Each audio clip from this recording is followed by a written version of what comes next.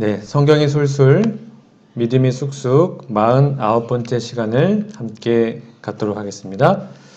제가 지난번에 나눠드렸던 우리 다윗 왕조 우리 표 다 가지고 계시죠? 우리 지난주까지 다윗 솔로몬 이야기를 다 했고요.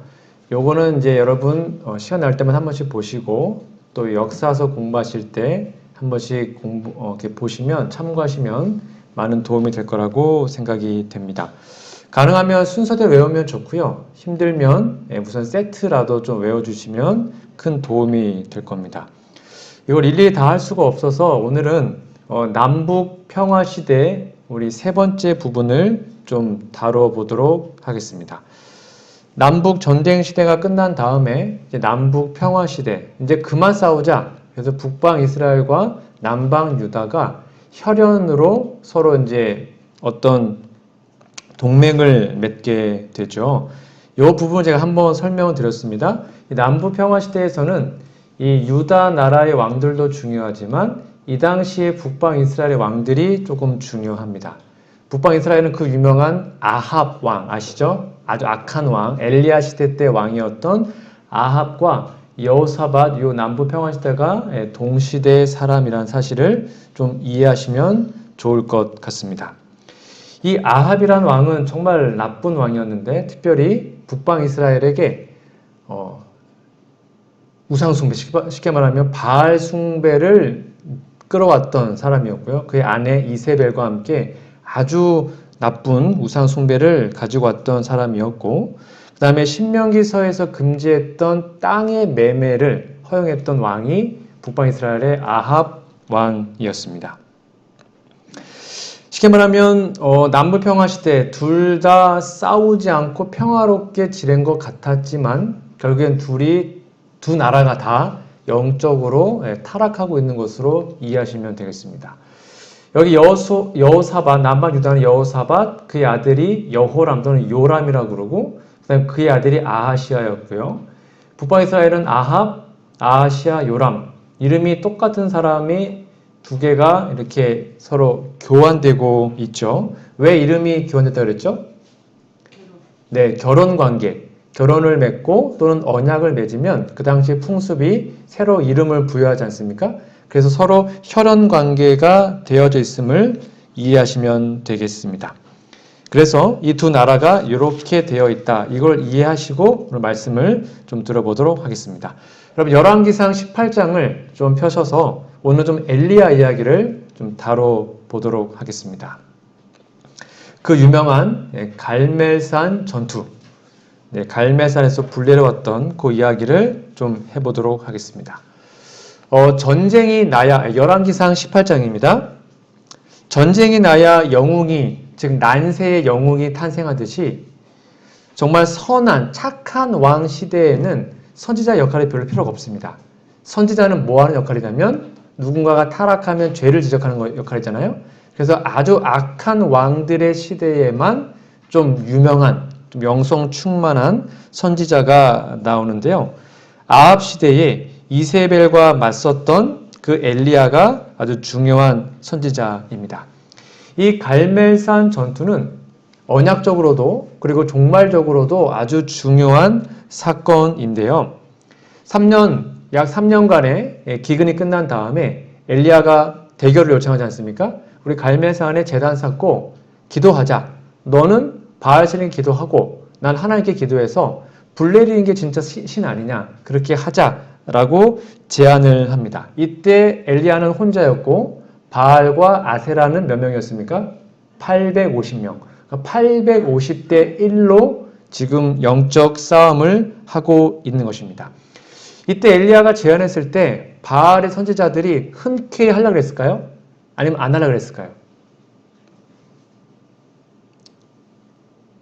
850대 1이면 누가 더 유리합니까? 850면 더 유리하잖아요. 근데 바알 선지자들은 자기들이 사기치고 있는 걸 알았기 때문에 안 하려고 그랬습니다. 그런데 그 제안이 너무 합당해서 백성들이 그거 진짜 맞는 것 같다. 이렇게 여론이 몰아가기 때문에 어쩔 수 없이 선지자들이 850대 1로 대결을 하게 된 거죠. 이 부분이 이렇게 나와 있습니다. 선지자왕 149페이지에 보면 엘리야의 제안이 매우 합리적이었기 때문에 백성들은 그 제안을 피할 수 없어서 용기를 내어 그 말이 옳도다라고 대답하였다. 거짓 선지자들은 겉으로는 용감하고 담대해 보이나 오케이 하자 막 이렇게 했단 말이에요. 그런데 그들의 간악한 마음속에는 공포심을 가지고, 왜냐하면 안 될 건 알았거든요. 어떻게 불을 내립니까? 본인 힘으로 불가능하니까. 제단을 준비하고 그 위에 나무와 재물을 놓은 후에 주문을 외우기 시작했습니다. 물론 사단도 불을 내릴 수 있습니다. 그러나 이때에는 하나님께서 개입하셨기 때문에 바알과 아세라 선지자들은 자기들이 못할 거를 알았어요. 그럼에도 불구하고 너무나 합리적인 제안이었기 때문에 그걸 안 할 수가 없는 지금 대결을 했던 것입니다. 이어서 보시면 이렇게 나와 있습니다. 사단은 자기에게 속임을 당해 그를 섬기는 일에 몰두하는 자들을 도우려고 기꺼이 왔을 것이다. 그러니까 사단도 불 내릴 수 있고 불 내리고 싶었습니다. 그는 기꺼이 그들의 재물을 불사를 번제를 보내고자 했을 것이다. 그러나 여호와께서는 사단의 활동 범위를 제한하시고 그의 능력을 제어하셔서 원수의 모든 책략에도 불구하고 바알의 제단에 단 하나의 불꽃도 가져갈 수 없게 하셨다. 즉 사단도 마음만 먹으면 할 수 있어요. 불 내릴 수 있단 말입니다. 그래서 하나님께서 그거를 막으셨기 때문에 바알의 선지자들은 그 일을 할 수가 없었습니다. 똑같은 요 사건이 계시록에 오버랩되어서 나타납니다. 여러분 아시죠?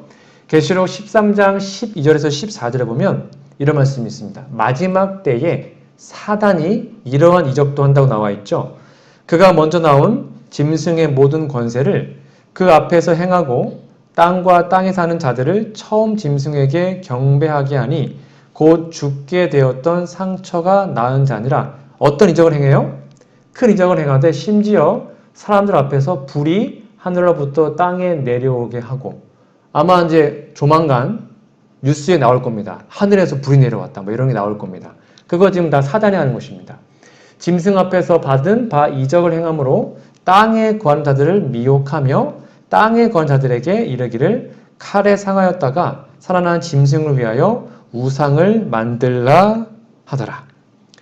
그러니까 갈매산에서도 그걸 할 수 있었지만 하나님이 제어하셨는데 마지막 때엔 하나님 그것을 허용하십니다. 그래서 사단이 하늘에서 불을 내리는 이적을 통해서 수많은 사람들을 미혹한다고 기록되어 있습니다. 여기 등장하는 이 바알의 선지자들 결코 만만한 분들이 아니었습니다.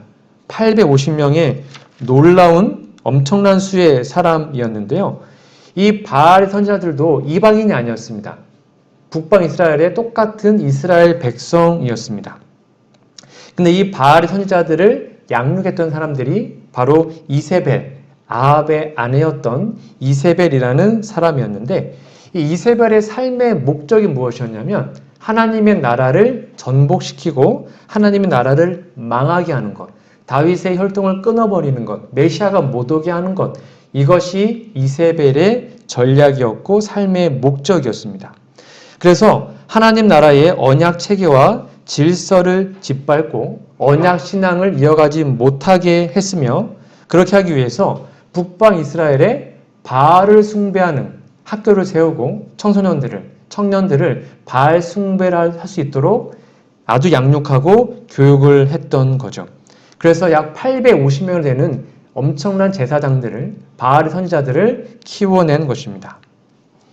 이렇게 바알주의 운동을 전국에 했고요. 그 다음에 사단도 거기에 협력을 하게 됐죠. 마찬가지로 이 마지막 시대에도 다시 한번 사단은 하나님의 백성들을 미혹할 수 있습니다. 그리고 이미 일반 사람들은 미혹당해 있고요. 그 사람들에게 이적과 기사를 보여서 하나님을 대적하고 사단 자신을 섬길 수 있도록 유혹하는 것이 마지막 시대의 모습입니다. 여하튼 그렇게 850명 된 사람들이 먼저 했어요. 근데 안 됐죠. 안 됐습니다. 불이 안 내려왔습니다. 별짓을 다 해서 안 했습니다. 자해를 하고 피 흘리고 별걸 다 해도 안 됐습니다. 그러다 이제 엘리야가 등장하게 됩니다. 저는 이 부분이 참 의미심장하다 생각합니다.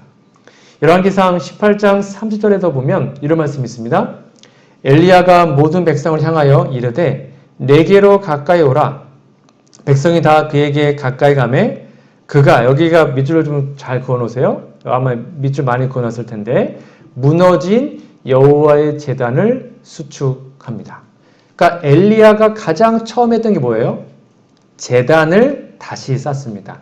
그 제단이 뭡니까? 하나님께 예배드리고 하나님과 언약을 맺는 거 아니겠습니까? 그 언약을 회복하기 위해서 엘리야가 제단을 다시 수축합니다. 그리고요, 야곱의 아들들의 지파의 수요를 따라 엘리야가 돌 12개를 취합니다. 왜요? 12지파니까. 12개의 돌을 취해서 12지파 모두를 대표하여 하나님과 언약을 다시 회복하려고 하는 것입니다. 이 야곱은 옛적에 여호와의 말씀이 임하여 이르시기를 내 이름을 이스라엘이라 하리라 하신 자더라 라고 기록하고 있습니다. 여러분 여기 제단, 돌 12개, 이스라엘 좀 많이 들어본 단어 아닙니까? 이 단어가 나오면 여러분 떠오르는 이미지가 있어야 됩니다. 언약 이미지. 자, 안 떠오르시면 여기 열왕기상 18장 3절에다가 짝꿍입니다. 적어 놓으세요. 뭐냐면 출애굽기 24장 4절로 7절 여기랑 짝꿍입니다. 여기다 좀 적어 놓으시면 되겠습니다. 신의 광야에서 신의 산에 하나님과 언약을 맺었죠. 그걸 신의 언약이라고 했습니다. 제가 이미 설명을 다 드렸고 여기 보면 같은 단어가 똑같이 나옵니다. 모세가 여호와의 모든 말씀을 기록하고 이른 아침에 일어나 산 아래에서 뭘 쌓아요? 제단을 쌓았습니다. 엘리야도 제단을 수축했고요. 이스라엘 12지파대로 12기둥, 엘리야는 돌 12개, 그리고 여호와께 소로 번제와 화목제를 드려서 신의 언약을 맺었죠. 이 이미지가 딱 떠올라야 합니다. 즉 신의 산에서 언약 맺을 때처럼 엘리야가 이제는 이스라엘 전체를 다 대표해서 12지파를 대표해서 다시 한번 그들을 하나님과 언약 관계로 들어가기 위해서 지금 하나님께 예배를 드리고 있는 것입니다. 이 부분을 선지자 왕이 이렇게 설명하고 있습니다. 이것 좀 같이 읽어볼까요? 이 옛 제단을 시작. 이 옛 제단을 다시 쌓는 일을 통해 엘리야는 하나님께서 이스라엘이 요단강을 건너 약속의 땅에 들어갈 때에 그들과 맺으신 언약을 존중히 여김을 나타내었다. 야곱의 아들의 지파의 수요를 따라 12돌을 선택하여 저가 여호와 이름을 의지하여 단을 쌓았다. 제단을 다시 쌓는 게 뭐라고요? 하나님이 언약을 존중히 여겼다는 사실을 나타낸 것입니다. 그러므로 무너진 제단을 다시 쌓았다는 의미는 언약이 파괴된 것이 아니라 우리가 다시 죄를 깨닫고 제단을 쌓고 하나님께로 돌아오면 하나님이 그 언약을 뭐 한다는 거예요? 회복시켜 준다는 것입니다. 우리가 다시 제단만 쌓으면 회개하고 돌아가면 하나님은 그 언약을 존중히 여기시기 때문에 다시 회복할 때니 제발 돌아오라는 하나님의 음성에 엘리야가 12지파를 대표하여 하나님께 마음을 드린 것이죠. 즉 언약주 하나님의 변함없는 사랑, 헤세드의 사랑이 여기에 다 드러나 있는 것입니다. 즉 제단은 무너질지라도 하나님 언약적 사랑은 무너지지 않음을 엘리야는 믿었던 것입니다. 그렇다면 오늘날 우리가 다시 수축해야 할, 우리가 회복해야 할 제단은 무엇일까요? 이 이미지가 이사야의 안식일을 통해서 이렇게 나타나고 있습니다. 여러분 이 이미지를 잘 기억해 주세요. 제단을 다시 쌓았다. 그 이미지가 안식일 회복 운동에 그대로 쓰여집니다. 이사야 58장 12절에 보면 내게서 날 자들이 오래 황폐된 곳들을 다시 세운다. 그렇죠? 수축했죠. 다시. 너는 역대의 파괴된 기초를 쌓으리니 다시 제단을 쌓고 회복하는 것입니다. 너를 일컬어 무너진 데 엘리야처럼 뭔가 무너지면 다시 보수하는 것입니다. 할 것이며 길을 수축하여 거할 것이 되게 하는 자라 하리라. 근데 이것이 무엇인가? 13절입니다. 같이 읽어볼까요? 시작. 만일 안식일에 내 발을 금하여 내 성일에 오락을 행하지 아니하고 안식일을 일컬어 즐거운 날이라 여호와의 성일을 존귀한 날이라 하여 이를 존귀 여기고 내 길로 행하지 아니하며 내 오락을 구하지 아니하며 사사로운 말을 하지 아니하면 내가 여호와 안에서 즐거움을 얻을 것이라 내가 너를 땅의 높은 곳에 올리고 내 조상 야곱의 기업으로 기르리라. 여호와의 입의 말씀이니라. 이게 마지막 시대에 우리가 다시 회복해야 하고 쌓아야 하는 재단입니다. 무엇이라고요? 안식일. 세상의 거의 대부분의 안식일을 범하고 있습니다. 그것도 모르고 범하고 있죠. 유일하게 거의 교단 중에 유일하게 우리 안식일교회에서 안식일을 고수하고 있죠. 그런데 우리조차도 혹시 안식일을 온전히 회복하지 못하고 있다면 우리의 사명을 잘 못하고 있는 것입니다. 이 시대의 마지막 시대에 우리가 회복해야 하는, 우리가 수축해야 하는 재단은 다시 한번 말하지만 안식일입니다. 어느 누구보다도 어느 시대보다 안식일을 거룩하게 지키는 것이 우리가 회복해야 할 수축할 재단이다. 그 사실을 여러분 잘 이해하시면 좋겠습니다. 자, 다시 본문으로 돌아오셔서 엘리야가 전적으로 여호와의 이름을 의지해서 12돌을 다 쌓아요. 그 다음에 송아지를 잡고 나무 위에 올려놓습니다. 그 다음에 물을 뿌립니다. 여러분 물을 몇 번 뿌렸죠? 송아지 잡은 다음에 물 부었잖아요. 물 부으라 그랬잖아요. 물을 몇 번 부었을까요? 성경에 써 있습니다. 열왕기상 18장 33절로 34절. 또 나무를 버리고 송아지의 각을 떠서 나무 위에 놓고 이르되 통 4새, 통이 4개입니다. 물을 채우다가 번제물과 나무 위에 부으라. 한 번 부으니까 총 4통을 부은 거죠. 또 이르되 다시 그리하라. 2번 반복합니다. 다시 그리하니 또 이르되 3번째 그리하라 하여 3번째로 그리합니다. 그럼 몇 통 부은 겁니까? 12통. 그렇죠? 4통씩 3번 부었으니까.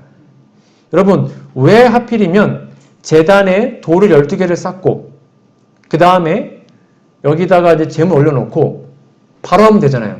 물을 왜 부었을까요? 물을 왜 부은 겁니까?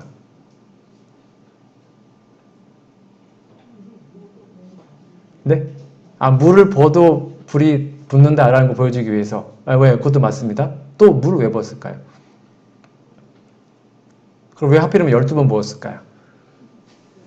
자, 여기에다가 또 짝꿍입니다. 하나 써 놓으시면 되겠습니다. 물을 부은 의미가 이렇게 기록되어 있습니다. 에스겔 36장 26절을 적어 놓으십시오. 열왕기상 18장 33절에다가 에스겔 36장 25절, 26절을 적어 놓으시면 되겠습니다. 물을 부은 이유입니다. 분명히 써 있습니다. 그렇죠? 맑은 물을 너희에게 뿌려서 또는 부어서 너희를 뭘 하게 한대요? 정결하게 하되 곧 너희 모든 더러운 것에서와 모든 우상 숭배에서 너희를 정결하게 할 것이며, 그러니까 물을 부은 것은 12지파가 상징된 것, 말한 것처럼 12지파의 모든 더러운 것을 씻어내는 그 의미로 물을 붓습니다. 그 다음에 그 의미가 26절에 더 확장되죠. 또 새 영을 너희 속에 두고, 성경에 물이 성령을 상징하니까요. 새 마음을 너희에게 주되 너희 육신에서 굳은 마음을 제거하고 부드러운 마음을 줄 것이다. 그러니까 물을 부음으로 그들의 죄를 씻어내고 그 다음에 하나님의 새로운 마음, 새로운 영, 성령을 그들에게 부어주는 것을 표상적으로 말해주고 있습니다. 여러분 생각해 보세요. 지금 갈매에서 산꼭대기입니다. 산꼭대기에 물이 있었을까요? 지금 3년 반 동안 비가 안 왔습니다. 물이 엄청 귀했죠? 이 12통이나 되는 물을 어떻게 구했을까요?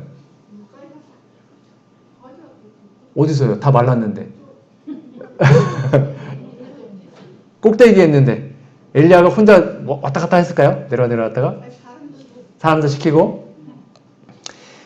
이 물을 12통이나 구에다가 붓는 것은 쉬운 일이 아니었습니다. 이때는 지금 가물었단 말이에요. 그렇죠? 약 3년 이상 비가 안 왔단 말이에요. 진짜 물이 귀했고 그 다음에 그 물을 구하는 것이 쉽지 않았을 겁니다.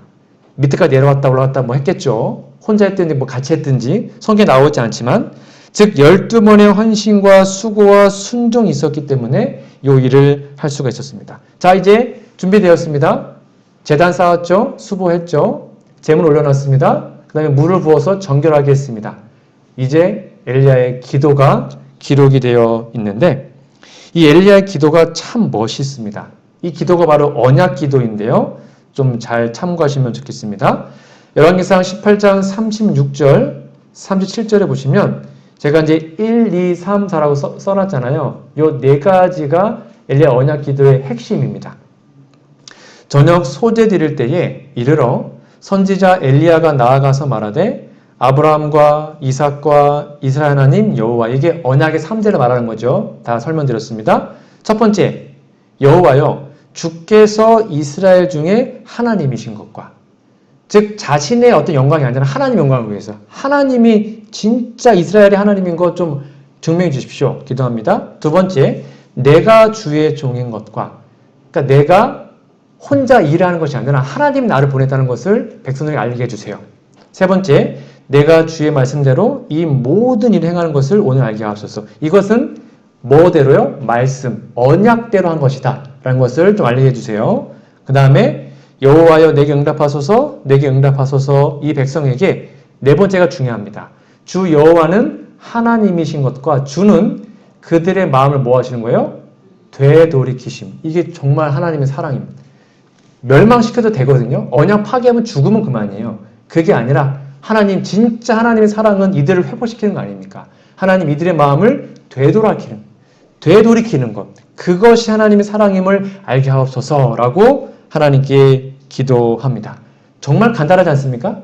우왕좌왕하지 않았습니다. 850명의 거짓 선지자들은 하루 종일 기도했거든요. 엘리야는 딱 이렇게 1분도 안 되게 간결하게 하나님의 언약적 기도를 드립니다. 엘리야 기도는 되게 언약적입니다. 이런 기도를 했던 사람이 또 있습니다. 그게 바로 다윗인데요.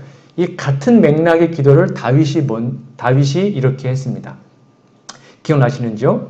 사무엘상 17장 46절에 보면 다윗이 골리앗과 싸우잖아요. 이것도 같은 맥락이었습니다. 사단의 어떤 세력과 싸우고 있는 거죠. 왜냐하면 구약 당시에는 전쟁이 신과 신의 싸움이었거든요. 그러니까 다윗은 하나님을 대표했고 골리앗은 사단을 대표했습니다. 그때 다윗이 이렇게 기도합니다.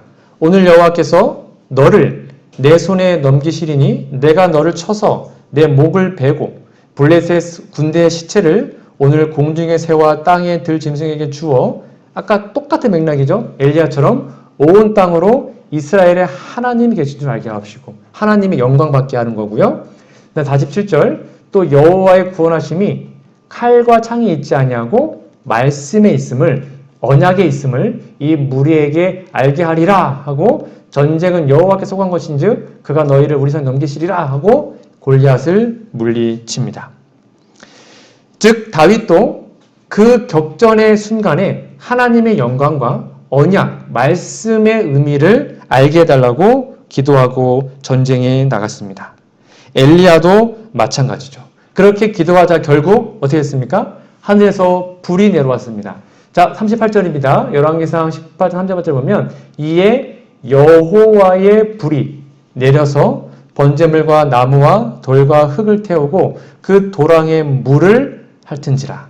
모든 백성이 보고 엎드려 말하되 여호와 그는 하나님이시로다. 여호와 그는 하나님이시로다 하니. 여러분, 성경에서 불이 내렸다. 이것은 뭘 의미할까요? 여호와의 불이 내려왔다는 건 뭘 의미합니까? 그거는 심판을 의미합니다. 원래는 누가 죽어야 되는 겁니까? 이스라엘 백성이 다 죽어야 됩니다. 언약 어겼으니까. 그런데 12돌 제단 위에 있는 번제단에 있는 희생 제물, 소나 양이나 희생 제물이 대신 여호와의 불에 타 죽습니다. 그게 하나님의 희생이죠. 그래서 다른 백성들이 살 수 있게 됐죠. 즉 여호와의 불이 내려와서 번제물, 나무와 돌과 흙을 다 태우고 도랑의 물로 다 핥아버립니다. 쉽게 말하면 이스라엘 백성의 모든 죄가 용서되었음을 말하고 있는 것입니다. 다 회복된 것입니다. 그들이 돌아갔기 때문에 하나님이 이 예배 한 번으로 그들의 죄를 용서하십니다. 그러자 그들이 드디어 하나님께 회개하고 고백합니다. 뭐라 고백합니까? 여호와 그는 하나님이다. 아, 여호와 하나님이시군요. 바알이 아니라 여호와 하나님이다. 여호와가 언약주다 라고 고백하고 진정으로 회복되는 모습이 나옵니다. 그러자 850명의 그 악한 선지자들이 혼미비판에서 막 도망가려고 그러죠. 어떻게 합니까? 다 죽여라. 하고는 850명을 기손 시내까지 쫓아가서 다 죽입니다. 자, 그러면 예배 다 드렸고 회복 다 됐습니다. 그럼 집에 가면 되는 거 아닙니까? 근데 여기에 좀 희한한 기록이 하나 더 있습니다. 보세요. 열왕기상 18장 41절에 보시면 엘리야가 아합에게 이르되 지금 위치는 갈멜산 꼭대기가 아닙니다. 내려왔어요. 기손 시내까지 가서 그 선지자를 다 죽인 겁니다. 몸소 죽입니다. 그런 다음에 엘리야가 이제 아합에게 집에 가세요 말하지 않고요. 올라가라는 겁니다. 다시 갈멜산으로 올라가세요. 그 다음에 거기서 먹고 마십시다. 큰 비 소리가 있나이다. 그 다음에 아합이 올라가서요. 먹고 마시러 올라가니까요. 엘리야가 갈멜산 꼭대기로 올라가서 땅에 엎드려 무릎 사이에 꿇고 하나님께 다시 한번 비를 달라고 기도합니다. 여러분, 왜 다 죽인 다음에 다시 갈멜산 꼭대기로 올라가라 그랬고 거기서 왜 먹고 마시는 걸 했을까요? 그냥 집에 가면 되는 거 아닙니까? 왜 아합에게 다시 올라가라 그랬고 엘리야가 같이 올라가서 먹고 마시고 그 다음에 거기에서 다시 한번 비 달라고 기도했을까요? 이 이미지도 이미 저희가 다 배웠던 이미지입니다. 여기서 막 떠오르는 것이 있어야 되는데, 자, 그게 어디냐면 출애굽기 24장입니다. 아까 했던 것과 같은 이미지인데요. 여기 보면 출애굽기 24장 신의 언약에서 같은 맥락의 이야기가 나옵니다. 그러니까 우리가 이제 기초를 잘 쌓아놓으면 이제 잘 이해할 수 있습니다. 출애굽기 24장 9절부터 보면 모세와 아론과 나답과 아비후와 이스라엘 장로 70인이 올라갑니다. 어디요? 시내산 꼭대기로 올라가요. 아까 아합이 갈멜산에 올라갔지 않습니까? 다시 올라갑니다. 그런 다음에 거기서 그들이 뭘 합니까? 이스라엘 하나님을 봐요. 11절 하나님이 이스라엘 자손들의 존귀한 자들에게 손을 대지 아니하였고요. 그들은 하나님을 보고 뭐 했어요? 먹고 마셨다. 아까 엘리야도 누구한테요? 아합한테 올라가십시오. 거기서 먹고 마셔야 됩니다. 했고요. 시내산에서도 하나님 앞에서 먹고 마셨습니다. 이 먹고 마시다. 이게 제가 뭐라 그랬습니까? 언약을 맺으면 뭘 한다 그랬죠? 네, 언약을 맺으면 그 언약주가 언약종을 자신의 집으로 초대합니다. 그렇죠? 그래서 언약 만찬을 먹는다 그랬죠? 기억나십니까? 언약 만찬을 먹어요. 그게 언약의 피날레입니다. 마지막이에요. 언약 만찬을 먹을 때 뭐 먹는다 그랬어요? 포도즙, 그 다음에 떡, 그리고 소금 이걸 먹어요. 그걸 먹고 언약 만찬을 해야 이제 언약이 딱 진짜로 성사가 되는 거예요. 그러니까 하나님께서 이스라엘 백성들을 다시 언약을 회복했습니다. 그런 다음에 아합을 통해서 하나님이 그 언약 만찬에 그를 초청하시는 겁니다. 왜요? 이 당시 언약은 그 나라의 대표자와 한 나라의 대표자가 맺거든요. 그러니까 북방 이스라엘의 왕이 아합이었으니까 왕이 대표자예요. 그러니까 아합 왕과 하나님이 다시 엘리야와 함께 갈멜산에서 먹고 마시는 겁니다. 완전히 언약이 회복되었음을 알려주신 거죠. 이런 뜻이 있습니다. 왕이요, 지금 하늘에서 불이 내렸으니까 여호와께서 이제는 이스라엘 하나님이십니다. 하나님의 사랑이 변함이 없습니다. 그러니 이제 왕이 언약 대표자로 올라가십시오. 그래서 거기서 먹고 마심으로 언약의 완성을 이루시면 좋겠습니다. 하고는 말한 것입니다. 그래서 아합이 거기에 순종을 해요. 또 올라가는 것도 올라갑니다. 올라가서 먹고 마심으로 언약을 회복하게 됩니다. 이 부분을 이렇게 말해주고 있습니다. 선지자왕 155페이지입니다. 하늘의 형벌은 집행되었고 백성들은 죄를 자복하고 저희 조상의 하나님을 살아계신 하나님으로 인정하였다. 이게 이제 진정한 회개죠. 그리하여 이제 하늘의 저주는 물러가고 현세의 생활의 축복이 다시 임하려 하였고 땅은 비로 다시 신선하게 되려고 하였다. 엘리야는 아합에게 올라가서 먹고 마시소서 큰 비의 소리가 있나이다 말하였다. 그 후에 선지자는 기도하기 위하여 산 위로 올라갔다. 엘리야가 그처럼 확신을 가지고 비를 맞을 준비를 하도록 아합에게 명한 것은 소나기가 내려오는 어떤 외적인 증거가 있었던 까닭이 아니었고 바로 믿음으로 하게 된 것입니다. 오늘 말씀의 결론입니다. 하나님은 지금도 우리에게 자신의 언약 잔치에 오라고 초청하십니다. 그렇게 악한 왕이었던 아합조차도 하나님은 언약 만찬에 초대하셨습니다. 그리고 아합이 거기에서 먹고 마심으로 언약을 회복했어요. 엘리야 시대처럼 우리 마음속에 성령의 비가 거의 없고 메말라 있는 이런 마음에 하나님은 지금도 우리에게 자신에게 오라고 초청해 주고 있는 것입니다. 우리의 마음을 두드리시고 마음을 열고 먹고 마시자라고 말하고 있는 거죠. 이 이미지를 잘 따온 게 바로 라오디게아 교회의 형편입니다. 우리가 이 시대가 라오디게아 교회지 않습니까? 라오디게아 교회의 가장 큰 문제가 뭔지 아십니까? 언약주 하나님이 우리 마음 밖에 있다는 것입니다. 그게 라오디게아 교회의 가장 큰 문제점이었습니다. 그래서 라오디게아 교회의 하나님께서는 이렇게 우리에게 초청하시는 겁니다. 지금도 물은 내가 사랑하는 자를 책망하여 징계하노니 그러면 내가 열심을 내라 회개하라. 마치 엘리야 시대처럼 이스라엘 백성들이 회개하여 하나님께로 돌아오도록 했던 그 동일한 권고가 오늘날 우리에게 그대로 말해지고 있는 것입니다. 우리 보고 회개하랍니다. 우리 보고 하나님께로 돌아오라고 말씀하십니다. 그런데 이렇게 말합니다. 20절 볼지어다 내가 문 밖에 서서 두드리노니 예수님이요 우리 문 밖에 있다는 것입니다. 누구든지 내 음성을 듣고 문을 열면 마음 문이겠죠? 내가 그에게 들어가 그와 더불어 먹고 왜 여기에 먹는 이야기가 나올까요? 갑자기 그와 더불어 먹고 그는 나와 더불어 먹으리라. 뭘 먹는 걸까요? 이게 언약 만찬을 말하는 것입니다. 지금 라오디게아 교회가 언약이 많이 해이어지고 심지어는 깨어져 있으니 제발 마음은 열고 이 언약 잔치에 나를 초청하고 또 나의 초청에 너희들이 오면 좋겠다. 그리고 함께 먹고 마시자. 무슨 말입니까? 언약을 회복하자는 것이죠. 즉 엘리야 시대의 기별과 똑같습니다. 우리는 엘리야 시대를 보면서 왜 그 당시 사람들이 그렇게 우상 숭배했을까라고 뭐라 합니다. 근데 그 사람들이나 우리나 똑같다는 것입니다. 지금 시대에 이 라오디게아 시대에도 수많은 그리스도인들이 목사 포함하여 수많은 하나님의 백성들이 마음 밖에 우리 언약들을 세워주고 있는 것입니다.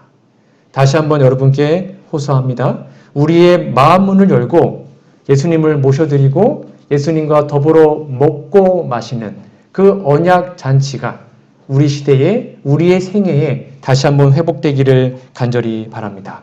그것이 지금 우리가 해야 하는 것입니다. 언약이 회복되는 교회, 그런 아름다운 교회가 우리 모두의 교회가 되기를 간절히 바라며 오늘 말씀을 마치도록 하겠습니다.